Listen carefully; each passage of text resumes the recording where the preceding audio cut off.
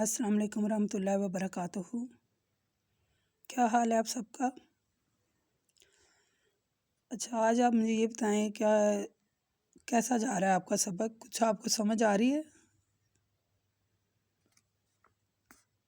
اگر آپ کو سمجھ آ رہی ہے تو خدا را میری آپ سے التجا ہے کہ جو کچھ آپ سن رہے ہیں اور جو کچھ سمجھ رہے ہیں اس پر عمل بھی ضرور کریں، ٹھیک ہے؟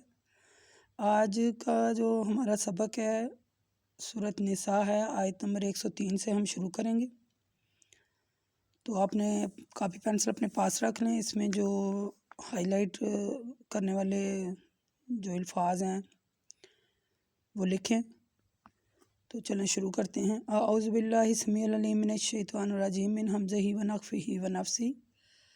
سورۃ نساء ہے، آیت نمبر 103 سے آج ہمارا سبق ہے۔ فَإِذَا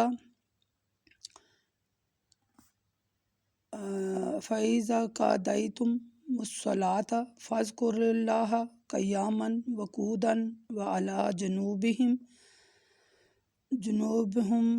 وَعَلَىٰ جُنُوبِكُمْ فَإِذَا یعنی اے ایمان والو، جب تم میدان جنگ میں نماز پڑھ چکو تو پھر کھڑے، بیٹھے اور پہلو پر لیٹے یعنی ہر حالت میں اللہ کو یاد کرو۔ پھر جب اطمینان ہو جائے یعنی دشمن کی طرف سے تو نماز کو یعنی پڑھو۔ نماز کو پڑھنے کا مطلب کہ اس کی اصلی حالت کے مطابق اس کو پڑھو۔ بے شک مومنین پر نماز کا مقررہ وقت پر پڑھنا فرض کر دیا گیا ہے۔ ان الصلاۃ کانت علی المؤمنین کتابا موقوتا۔ یعنی یہ بھی پوائنٹ ہائی لائٹ کریں کہ بے شک مومنین پر نماز کا مقرر وقت پر پڑھنا فرض کر دیا گیا ہے، ٹھیک ہے؟ یہ جو گزشتہ آیتیں ہم نے یعنی کہ گزشتہ آیتوں میں اللہ تعالیٰ نے نماز خوف کا طریقہ بتایا، پھر آگے فرمایا فَإِذَا قَضَيْتُمُ الصَّلَاةَ فَاذْكُرُوا اللَّهَ قِيَامًا، یعنی جب تم نماز خوف ادا کر کے فارغ ہو جاؤ نا تو پھر اللہ تعالیٰ کے ذکر سے غافل نہ رہو، بلکہ کھڑے، بیٹھے، لیٹے ہر حال میں۔ جیسے میں نے اپنی مثلا پچھلی آڈیو میں نے آپ کو کہا تھا نا کہ نماز کسی حالت میں بھی معاف نہیں ہے، کسی بھی، یعنی اللہ تعالیٰ نے کتنی ایڈجسٹمنٹ دیا۔ میں نے پچھلی آڈیو میں بڑی وضاحت سے میں نے اس میں کہا تھا کہ بات یہ ہے کہ نماز جو ہے دیکھیں، ان الصلاۃ کانت علی المؤمنین، یعنی نماز مومنوں پر یعنی اس کا مقررہ وقت پر پڑھنا فرض کر دیا گیا ہے، ٹھیک ہے؟ میں نے اس میں پچھلی ویڈیو میں بڑی وضاحت سے اس کے بارے میں نے آپ کو بتایا تھا۔ تو اس کے یعنی کہ نماز کے حالت سے فارغ ہو جانے کے بعد اللہ تعالیٰ کہتے ہیں کہ اللہ تعالیٰ کے ذکر سے غافل نہ رہو، ہر حال میں اللہ کا ذکر کرو، کھڑے، بیٹھے، لیٹے۔ تو اس ذکر کا فائدہ یہ ہوگا کہ دل کو اطمینان محسوس ہوگا، یہ جو گھبراہٹ ہوتی ہے یہ سب دور ہو جاتی ہے جب بندہ، اللہ کہتا ہے بندہ میرا ذکر زبان سے کرے۔ یعنی اس کے بارے میں سورۃ رعد کی ایک آیت ہے، الا بذکر اللہ تطمئن القلوب، آیت نمبر 28 ہے۔ اللہ کہتے ہیں خبردار ہو جاؤ، بے شک اللہ کے ذکر سے ہی دلوں کو اطمینان حاصل ہے۔ تو جب مثلا دل کو اطمینان ہو جائے، یعنی آگے اللہ تعالیٰ فرماتے ہیں نا فَإِذَا طَمَأْنَنْتُمْ فَأَقِیمُوا الصَّلَاةَ، جب اطمینان ہو جائے تو دشمن کا خوف جاتا رہتا ہے۔ تو پھر بندے کو جب خوف نہ ہو تو پھر بندہ صحیح نماز پڑھے صحیح حالت میں اور اس کا ذکر کرے۔ تو اللہ تعالیٰ نے اسی چیز پر زور دیا ہے۔ ایک اور جگہ پر سورۃ بقرہ میں ہم نے پڑھا تھا، آپ کو یاد ہو، آیت نمبر 239 میں اللہ تعالیٰ فرماتے ہیں پھر اگر تمہیں دشمن کا خوف ہو اور تم نماز کو پورے اداب کے ساتھ یعنی کہ ادا نہ کر سکو تو پیدل یا سواری پر جس طرح ہو سکے نماز پڑھ لو۔ پھر جب تمہیں امن نصیب ہو تو اللہ کا ذکر طریقے سے کرو، جس طرح یعنی جس طریقے سے اللہ نے تمہیں ذکر سکھایا ہے اور جس کو پہلے تم نہیں جانتے تھے۔ اس آیت میں بھی وہی منشا ہے، اور یہ جو آیت کا میں نے بھی ترجمہ سنا ہے سورۃ بقرہ میں ہم نے پڑھی، اس کا بھی یہی ہے کہ سکون کے ساتھ نماز پڑھیں۔ یعنی اس میں آیت میں تو میدان جنگ کے بارے میں لکھا گیا ہے نا کہ جب میدان جنگ میں تمہیں مثلا پہلے میں نے کہا تھا نا کہ میدان جنگ میں نماز کیسے پڑھتے ہیں، پھر اگر بندے کو سکون ہو جائے تو پھر نماز کیسے پڑھیں۔ پھر اس کے بعد ذکر، یعنی اللہ کا ذکر جو ہے نا وہ آپ اکثر کہیں راستوں میں سفر میں جاتے آتے آپ نے پڑھا ہوگا کہ سکون کہیں نہیں. میں ایک بار میرا لاہور جانا ہوا تو راستے میں ایک بہت بڑی مثلاً کوٹھی نما کہہ لیں گھر تھا ایک، تو اس بہت ہی خوبصورت گھر تھا. میرا لاہور جانا ہوا کسی کام کے سلسلے میں، تو بہت ہی خوبصورت گھر تھا. تو اس کے باہر لکھا ہوا تھا سکون کہیں نہیں ہے. تو میں جاتی رہتی تو میں اس کو ضرور پڑھتی، وہ جو بورڈ بڑا سا اس میں لکھا ہوا تھا سکون کہیں نہیں ہے.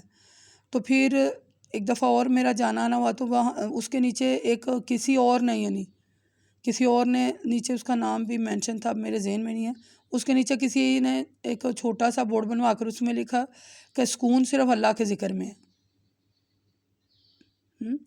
یعنی اس آیت سے ہمیں یہ پتہ چلتا ہے الا بذکر اللہ تطمئن القلوب، کہ اللہ کہتے ہیں خبردار ہو جاؤ، بے شک اللہ کے ذکر سے ہی دلوں کو اطمینان حاصل ہے. یعنی وہ کوٹھی کے باہر نا اس میں بڑا سا بورڈ تھا، اس پہ لکھا تھا سکون کہیں نہیں ہے. بڑی شاندار کوٹھی تھی وہ، بڑی خوبصورت. تو پھر ایسے ہی میں جانا تو وہ وہیں ایسے میں نے پڑھنا کہ بھی سکون کہیں نہیں ہے. تو پھر کچھ ہی عرصہ گزرا تو اس کے نیچے چھوٹا سا بورڈ ہے کہ کسی نے مثلاً لگایا، تو اس میں لکھا کہ سکون صرف اللہ کے ذکر میں ہے. تو سکون صرف اللہ کے ذکر میں ہی ہے. تو نماز کو ہمیشہ اطمینان اور یکسوئی کے ساتھ پڑھنا بڑا ضروری ہے. صحیح مسلم کی ایک حدیث ہے، اللہ کے رسول صلی اللہ علیہ وسلم فرماتے ہیں کہ کھانا سامنے پڑا ہو، یعنی کھانا حاضر ہونے کے بعد نماز نہیں ہوتی، اور نہ ایسے آدمی کی نماز ہوتی ہے جو پیشاب اور پخانے کو روک کر نماز پڑھ رہا ہو. سمجھ آ رہی ہے؟ یعنی اگر آپ کے سامنے کھانا پڑا ہے تو آپ کی نماز نہیں ہوگی، پہلے آپ کھانا کھائیں، کیونکہ آپ کا دھیان کھانے کی طرف ہوگا. نماز میں کھانے کی طرف دھیان آئے گا. تو جب کھانا سامنے پڑا ہے تو پہلے آپ کھانا کھا کے اطمینان ہو جائیں، آپ کو سکون ہو جائے. یہ نہیں کہ آپ کو بہت زیادہ بھوک لگی ہے تو اس حالت میں بھی نماز صحیح نہیں پڑھ سکیں گے، یا آپ کو پیشاب کی یا پخانے کی یعنی کہ حاجت محسوس ہو رہی ہے تو اس میں بھی آپ اس کو روک لیں تو کہیں چلے جلدی جلدی نماز پڑھ لیتے ہیں. تو وہ آپ سمجھ سکتے ہیں کہ اس کیفیت کو، کہ کیا اس کیفیت میں ہم صحیح نماز ادا کر سکیں گے. اس بارے میں ایک اور صحیح بخاری کی حدیث ہے، اللہ کے رسول صلی اللہ علیہ وسلم فرماتے ہیں جب رات کا کھانا رکھ دیا جائے اور نماز کی اقامت ہو جائے تو کھانے سے ابتدا کرو، یعنی پہلے کھانا کھا لو. یہ مدرجہ والا حدیث جو ہے اس سے یہ معلوم ہوتا ہے کہ نماز میں صرف سکون اور اطمینان بہت ضروری ہے. سکون اور اطمینان کی خاطر کھانے کو نماز پر مقدم رکھا جائے، یعنی کہ پہلے بندہ کھانا کھائے، پھر اس کے بعد حاجت پیشاب اور کی یا پخانے کی حاجت ہے اس سے فارغ ہو، تو پھر پتہ سکون اور اطمینان ضروری ہو جاتا ہے. تو پھر اس حالت میں انسان نماز پڑھے.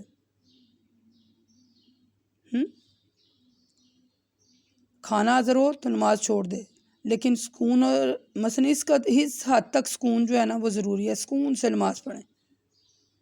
ٹھیک ہے. اس آیت میں اللہ تعالیٰ نے سیکھنے کی بات یہ ہے کہ اللہ تعالیٰ نے اس میں بتایا اس آیت میں کہ مومنین پر نماز فرض ہے اور مقررہ وقت پر نماز فرض ہے. مقررہ وقت یعنی جب اذان ہو تو آپ سمجھ جائیں نماز کا ٹائم ہو گیا اور کام چھوڑیں اور سب سے پہلے نماز پڑھیں. ٹھیک ہے. جنگ میں تو اطمینان نہیں نہ ہوتا، نہ کہیں سکون ہوتا ہے، لیکن پھر بھی نماز پڑھنی پڑتی ہے. ٹھیک ہے. نہ ہی تو بندہ سکون کا اطمینان کا تو وہاں نہیں انتظار کر سکتا، وہاں تو بس نماز پڑھنی ہے کہ جنگ کا، لیکن نماز کو یعنی کہ نماز کو چھوڑنا نہیں ہے اس حالت میں بھی. ٹھیک ہے. تو وقت مقررہ پر نماز پڑھیں. ٹھیک ہے. اس کو ٹالیں نہیں وقتوں کو، یہ ٹالیں نہیں. ٹھیک ہے. اس لیے میں نے اس میں بتایا تھا نا کہ پانی نہ ہو تو پانی ملنے کا انتظار نہ کرے، یعنی اگر غسل کی حاجت ہے تو پانی نہیں ہے تو تیمم کریں، لیکن نماز وقت پر پڑھیں. ٹھیک ہے. اگر بیماری کی صورت میں صحت یابی کا انتظار نہ کرے، بشرط یہ کہ بیماری یعنی اس حالت میں بھی، بیماری کی حالت میں بھی تیمم کرے. ٹھیک ہے. اگر ضروری کپڑے مثلا کپڑے پاک ہونے چاہیے نماز پڑھنے کے لیے. کپڑے میں نے اکثر دیکھا ہم پوچھیں نا نماز نہیں پڑھی جی میرے کپڑے نہیں پاک. میں بڑی حیران ہوتی ہوں کہ جو مثلا کپڑے نہیں پاک تو کوئی کپڑا رکھ لیں کہ نماز پڑھتے وقت وہ پہن لیں، باقی پھر وہی پہنے رکھیں. اس طرح ایک اور حدیث ہے، اللہ کے رسول، حدیثیں تو بہت زیادہ ہیں لیکن میں حدیثوں کا حوالہ لازمی 3-4 حدیثیں اس لیے بیان کرتی ہوں کہ آپ کو پکا ہو جائے کہ یہ بات صحیح ہے۔ اللہ کے رسول صلی اللہ علیہ وسلم فرماتے ہیں، صحیح مسلم کی حدیث ہے کہ جبرائیل نازل ہوئے، انہوں نے میری امامت کی، میں نے ان کے ساتھ نماز پڑھی، پھر میں نے ان کے ساتھ نماز پڑھی، پھر میں نے ان کے ساتھ نماز پڑھی، پھر میں نے ان کے ساتھ نماز پڑھی، یعنی پھر میں نے ان کے ساتھ نماز پڑھی۔ انہوں نے امامت کی اور نماز پڑھی، ٹھیک ہے۔ یعنی مقررہ اس میں ہمارے مثلا سیکھنے کا یہ ہے کہ نماز اپنے مقررہ وقت پر پڑھنا فرض کر دیا گیا، ٹھیک ہے۔ نمازوں کے ٹائم جو ہیں وہ آپ کو پتہ ہے کہ نماز جو ہے صبح فجر کی نماز ابتدا وقت ہے، ٹھیک ہے۔ تو ظہر کی جو نماز ہے، اس کا ظہر کی نماز جب سورج ڈھال جائے، یعنی اس وقت ابتدا جو وقت ہے ظہر کا پہلا وقت جو ہے سورج کا ڈھل جانا، اور اس کو ٹھنڈا کر کے بھی پڑھ سکتے ہیں، یعنی وقت کا خوب ٹھنڈا ہو جانا۔ عصر کا ہے سورج جب بلند ہو جائے، یعنی سورج کا اتنا بلند صاف چمکدار ہونا کہ اس میں زردی نہ آئے، یعنی سورج کا بلند ہونا، صاف اور چمکدار سورج ہو تو عصر کا وقت ہوتا ہے۔ تو مغرب کا جو وقت ہے سورج کا غائب ہو جانا، یعنی شفق کا غائب ہونا، وہ شفق غائب ہو جانے تک مغرب کا وقت ہے، ٹھیک ہے۔ تو عشاء ہے کہ جب بھی شفق غائب ہو، یعنی تہائی رات کے بعد کچھ دیر تک، اور فجر صبح طلوع ہو، یعنی صبح کا خوب روشن ہو جانا، صبح فجر کا وقت اس وقت ہے، یعنی جب سورج، یعنی یہ میں نے آپ کو بتا دیا ہے کہ ابتدا کب ہوتی ہے اور انتہا کب ہوتی ہے، ٹھیک ہے۔ ابتدا کب ہے اگر آپ نے لکھنے ہیں تو لکھ لیں، میں پھر دوبارہ بول دیتی ہوں۔ فجر کا وقت طلوع صبح، یعنی جب اذانیں ہو رہی ہیں تو آپ فجر نماز پڑھ لیں، یہ ابتدا کا وقت ہے۔ انتہا کا وقت ہے جب خوب یعنی کہ صبح ہو جائے، خوب صبح روشن ہو جائے۔ اس طرح ظہر ہے سورج ڈھل جائے، جب بھی سورج ڈھلے ظہر کا وقت ہو گیا، اور اس کو آپ ٹھنڈا کر کے بھی پڑھ سکتے ہیں، یہ انتہا ہے۔ عصر ہے سورج خوب بلند ہو، صاف، یعنی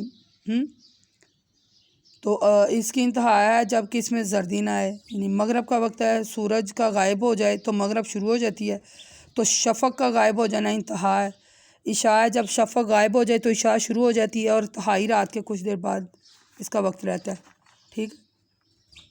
تو یہ آپ کو میں نے نمازوں کے جو ہے نا وہ بتا دیں، یہ آپ لکھ لیں کہ ابتدا وقت کون سا ہے اور انتہا وقت کون سا ہے، یعنی جو جب سورج نکل آئے تو فجر کی نماز ختم ہو جاتی ہے، جب فجر کی اذان ہو تو نماز شروع ہو جاتی ہے۔ تو سخت جب گرمی ہو تو ظہر کو ٹھنڈا کر کے پڑھیں، آپ صلی اللہ علیہ وآلہ وسلم فرماتے ہیں ظہر کو ٹھنڈا کر کے پڑھا کرو، اس لیے کہ گرمی کی شدت جہنم کے جوش سے ہوتی ہے۔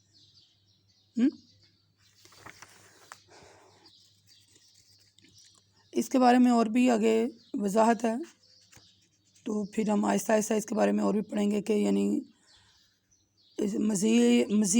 مزید نماز کے متعلق مزید جو ہے اس میں نرمی جو دکھائی گئی ہے اس کے بارے میں بھی ہم انشاءاللہ پڑھیں گے، اور جو نمازیں فوت ہو جائیں ان کی ترتیب کیا ہے، یعنی اس کے بارے میں کہ اللہ کے رسول صلی اللہ علیہ وسلم کی نماز عصر ایک دن جنگ احد میں فوت ہو گئی تھی، تو آپ نے سورج غروب ہونے کے بعد اسے پڑھا، پھر اس کے بعد مغرب کی نماز پڑھی، ٹھیک ہے۔